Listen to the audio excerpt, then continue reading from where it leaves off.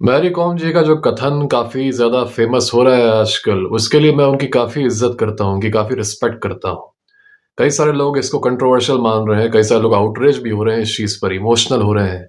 But I will tell you why you should respect Mary Kom for saying something like this. Mary Kom ji के personal life में क्या चीज़ें चल रही हैं, उनका उनके हस्बैंड के साथ क्या मैटर चल रहा है, this is none of my business. पर उन्होंने पब्लिकली जो कुछ बातें बोली हैं, स्पेशली ये बात कि कोई लड़का कैसे लड़की का कमाई खा के बैठ सकता है, this is something that signals a very important thing to you guys. क्या तुम लोगों ने देखा है कि अभी कुछ समय में हम लोग को एक नैरेटिव फीड किया जा रहा है कि जेंडर रोल्स जो होते हैं बहुत ही ऑप्रेसिव होते हैं। ये जेंडर रोल कि आदमी को कमाना चाहिए और लड़की को घर में रहना चाहिए, हाउस वर्क करना चाहिए, it's an oppressive construct and we need to rebel against it. We need to dilute the gender roles, we need to make sure कि जेंडर रोल्स का कॉन्सेप्ट ही खत्म हो जाता है। लेकिन इंटरेस्टिंग बात यह है कि जब हम लोग बात करते हैं of diluting the gender roles and how gender roles are oppressive, we are only talking about liberating only one gender from the shackles of gender roles, of traditional gender roles. जैसे ही बात आती है liberating the men from the same shackles of gender roles, यहां पर एक अचानक से वही समाज जो कि बहुत ही प्रोग्रेसिव, बहुत ही ज्यादा आगे बढ़ने वाला, फॉरवर्ड लुकिंग था, वो अचानक से बहुत ही ज्यादा बैकवर्ड हो जाता है, बहुत ट्रेडिशनल हो जाता है। ट्रेडिशन के हिसाब से it is the man's job to work and earn, right? Traditionally, the man was supposed to make money, earn, work, and his wife was supposed to stay at home and take care of the household. ऐसे में the man's money was also there for the wife, and the wife could live on the man's money. At the same time, traditionally, अगर कोई ऐसा situation है जहां पर आदमी कुछ काम नहीं कर रहा और उसकी वाइफ जॉब करती है और आदमी गॉड फॉरबिड अपनी वाइफ के इनकम पर जी रहा है, तो it was considered the most shameful thing ever. क्योंकि एक क्लियर जेंडर रोल था कि आदमी का काम है कमाना और औरत का काम जो है वो हाउस होल्ड का है। पर अगर इसको फ्लिप कर दो कि औरत जो है वो कमा रही है और आदमी हाउस होल्ड देख रहा है, तो it was considered a very shameful thing. And any man who was living on his wives income was shamed a lot कि तुम कैसे बीवी की कमाई खा रहे हो, छी, तुमको तो शर्म आनी चाहिए। This is how the traditional oppressive gender roles were. That is how they were. Now people were targeting Mary Kom ji over the things that she said about whatever is happening in her life. उन्होंने काफी अच्छे से कहा कि कोई लड़की का कमाई कैसे कोई लड़का बैठ के खा सकता है। वेरी इंटरेस्टिंग कंसिडरिंग कि she is an actual empowered woman. ये नकली वाले एम्पावरमेंट की बात नहीं हो रही है, she is an actually empowered strong woman. She is an amazing fighter, very very extremely skilled Olympic boxer, and her accolades they speak for themselves. ऐसे में आदमी एक्सपेक्ट करता है कि आप मेंटली भी उस पॉइंट पर है कि आप दिमाग से भी प्रोग्रेसिव तरीके से आप सोचती हैं, आपकी विचारधारा भी बहुत ही प्रोग्रेसिव होती है। पर sadly she confirmed what I have always been telling you guys कि आप कितना भी ज्यादा समाज में ये मैसेज फैला दें कि एम्पावर करना है महिलाओं को, जेंडर इक्वालिटी लाना है, पुराने ऑप्रेसिव पेट्रियार्कल कंस्ट्रक्ट्स को डिसमेंटल करना है, this only applies on one gender not the other gender. समाज अभी भी तुम्हें वैसे ही देखता है जैसे वो तुम्हें 5000 साल पहले देखता था। As a man your job according to the traditional gender rules was even 5000 years ago कि तुम घर पे पैसे लाओ, रिसोर्सेज लाओ, कमाने का काम तुम करो, रिसोर्स एक्विजिशन का काम तुम करो, you raise the family, this was considered your job. आज भी ये हिपोक्रिटिकल समाज जो हम लोग को ज्ञान देता है इक्वालिटी का और जेंडर रोल्स को डाइल्यूट करने का, वो समाज आज भी यही थिंकिंग रखता है कि आदमी जो पहले कमाता था वही प्रेशर आदमी के ऊपर अब भी रखना है, यही एक्सपेक्टेशन आदमी के ऊपर अब भी रखना है। ये सारा rebellion against the gender roles, rebellion against society and social norms, it only applies on women. The moment men start rebelling against those very norms that were shackling them also, जैसे कि लड़कियां अपने शैकल से निकल रही हैं, वैसे जब आदमी भी अपने शैकल से निकलते हैं, and dare they do something unconventional by having their wife earn for them while they stay at home, तो समाज दोबारा अपने उसी पुराने धर्रे पे आ जाता है। It's not Mary Kom speaking this. She's saying the same thing that Samaj taught her. She's saying the same thing Samaj taught her. और ऐसी ये कोई चीज उन्होंने ऐसी नहीं बोली है जो कि तुम लोगों ने नहीं सुनी होगी कभी। वही सेम समाज जो तुम्हें ज्ञान देगा इक्वालिटी का, जो तुम्हें फेमिनिज्म का ज्ञान देगा, जो तुम्हें सशक्तिकरण का ज्ञान देगा। सशक्तिकरण सिर्फ एक जेंडर का हो रहा है क्योंकि अपेरेंटली दूसरा जो जेंडर है वो ऑलरेडी इतना सशक्त है, वो तो राजा की तरह राज कर रहा है पूरे समाज में।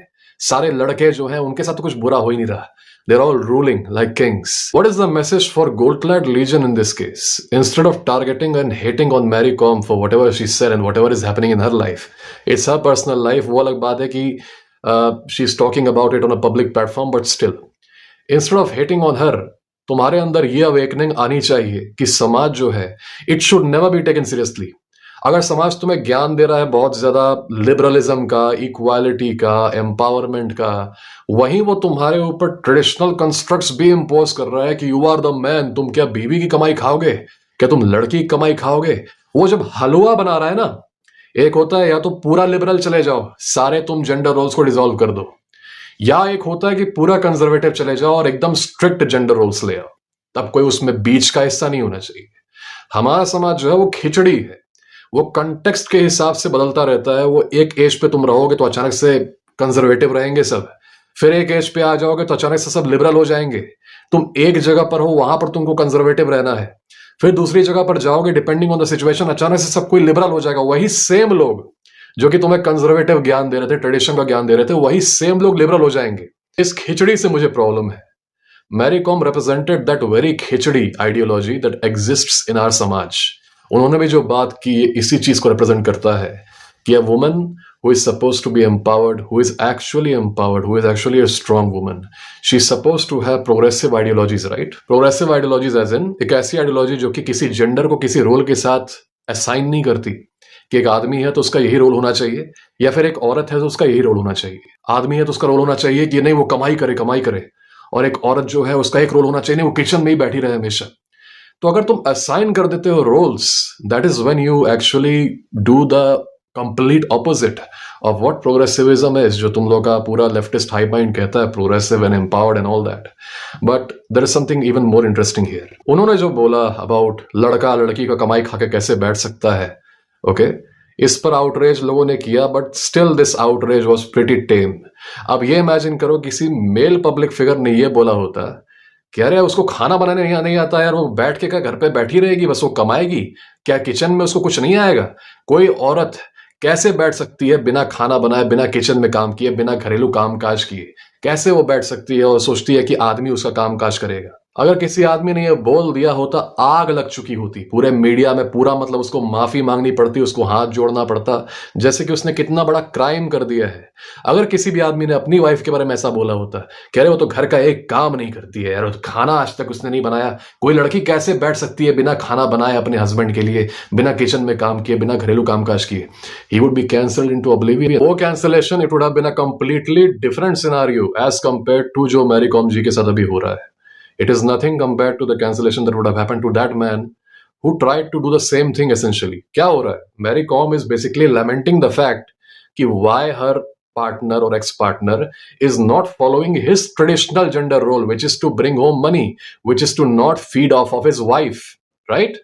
वैसे अगर एक आदमी बोल दिया होता कि why his wife is not following her traditional gender role, तो उस आदमी की जो कैंसलेशन हुई होती है बाय दिस वेरी समाज, इसी समाज के द्वारा हुआ होता। कोई अमेरिकन नहीं करता इसको, कोई कोरियन नहीं करता, यही समाज इसको कैंसिल करता बुरी तरीके से। अभी भी तुम लोगों को लग रहा होगा कि people are cancelling Mary Kom because of what she said. इसका मतलब ये है कि लोग अब अवेक हो रहे हैं, लोगों को समझ में आ रहा है, मेन स्ट्रीम वाले भी अब बोल रहे हैं, बात कर रहे हैं इसके बारे में, तो मेन स्ट्रीम वालों को भी समझ में आ रहा है it is just a trend and people are jumping on the trend. हाँ, they are speaking maybe on the men's side, क्योंकि आजकल जेंडर वॉर का पूरा एक इन्वायरमेंट बन चुका है and it has become trendy to speak for men. It's not like they are actually supporting men or that they have any problem with the current state of hypocrisy when it comes to gender roles, when it comes to annihilating gender roles. They talk about annihilating gender roles only when it has to do with women, not when it has to do with men.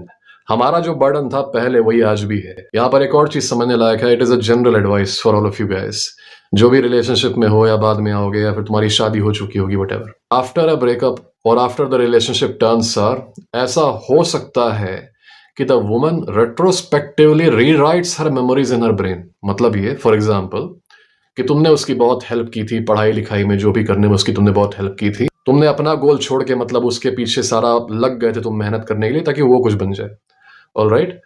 ऐसा हो सकता है कि let's say you guys breakup, okay, after the breakup उसके mind में सही में ये मेमोरी रीराइट हो जाए that you ever were there for her because she thinks in the moment. तो उसके माइंड में ये मेमोरी एकदम रीराइट हो जाएगी कि तुम उसके साथ कभी हेल्प कर रहे थे, कभी सपोर्ट कर रहे थे। इनफैक्ट उसका ठीक उल्टा उसके माइंड में रजिस्टर हो जाएगा। It actually happens. और मेमोरीज गेट री रिटन। उसको अलग चीजें याद रहती हैं compare to the things which actually happened. तो अगर तुमने उसको सपोर्ट किया था तो वो ब्रेकअप के बाद बोलेगी नहीं, वो मुझे बहुत हरास करता था, बहुत मुझे परेशान करता था, मेरे ऊपर बोझ बन के बैठा हुआ था। ऐसा इसलिए क्योंकि if a woman breaks up with a man, उसको इस एक्शन को रैशनलाइज करना रहता है कि why did I do it? अच्छा, he supported me back then, but still I broke up with him. Why? उसको अपने इस एक्शन को रैशनलाइज करना रहता है कि उसने ब्रेकअप क्यों किया। अब देखो, ब्रेकअप का रीजन एक ही होता है। There is only one reason for breakup, and that is loss of attraction. लेकिन the woman does not feel it consciously. उसको खुद नहीं पता चलता कि वो ऐसा क्यों कर रही है, वो क्यों ब्रेकअप कर रही है। It is a subconscious thing. She cannot explain it. तो उसको कुछ कॉन्शियस एक्सप्लेनेशन लाना पड़ता है कि उसको कुछ फील नहीं हो रहा है। तो वो ये बोलेगी क्या कि मुझे अट्रैक्शन नहीं फील हो रहा है इसलिए मैं ब्रेकअप कर रही हूं। नहीं, she has to bring up a conscious explanation why she left the man. तो वो कहती है अरे वो बहुत साइको था, बहुत टॉक्सिक था, बहुत ये था वो था। इसीलिए तुम देखोगे कई सारे रिलेशनशिप में जहां पर आदमी सही में बहुत सपोर्टिव था, इनफैक्ट उस रिलेशनशिप में वो लड़की खुद कहती थी रिलेशनशिप के टाइम पे कि wow, I love how much my boyfriend supports me और how much my husband supports me. वो खुद कहती थी इस बात को। अगर वो ब्रेकअप के बाद पलट जा रही है, इसका मतलब यह है कि her memories have been retrospectively rewritten, modified in her mind, ताकि वो खुद को रैशनलाइज कर सके कि why am I living this man. Alright, because this man was toxic, ये बहुत ऐसा था, वैसा था, साइको था, इसलिए मैं इसको छोड़ रही हूँ। इसके बारे में मैंने पहले बात की है कुछ वीडियोस में। ये चीज तुम लोग भी नोटिस करना, हो सकता है अपने भी रिलेशनशिप में तुम नोटिस किया होगा। मैं इसीलिए वार्निंग देता हूँ कि जैसे तुम्हारा ब्रेकअप हो जाए, you should always cut contact with your woman. You should in fact cut contact to such an extent कि तुम क्या कर रहे हो अपनी लाइफ में, क्या कहाँ जा रहे हो, तुम्हारी लाइफ में क्या प्रोग्रेस हो रही है, ये तुम्हारी एक्स को पता भी नहीं चलना चाहिए। Because these women can turn vengeful, and if they turn vengeful then they may destroy your reputation. I hope this video was informative to you guys. कुछ वैल्यू तुमको मिली इससे। If you want to have some conversation with me, कुछ question पूछना है तुम्हें about masculinity, manipulation, conflict, about family matters, family fights, तो मुझे तुम मैसेज भेज सकते हो। मेरा ईमेल, मेरा टेलीग्राम, मेरा इंस्टाग्राम सब मेरे डिस्क्रिप्शन में है और यूट्यूब के बायो में भी है। अगर तुम्हें मुझसे कोई इमरजेंसी कंसल्टेशन लेनी है तो तुम मुझसे कॉल बुक कर सकते हो। मेरा यूट्यूब का जो बायो है उसमें सबसे पहला जो लिंक है, it is there to book a call with me. तो will talk over there. I wish the best for all of you guys. Have fun. God bless you.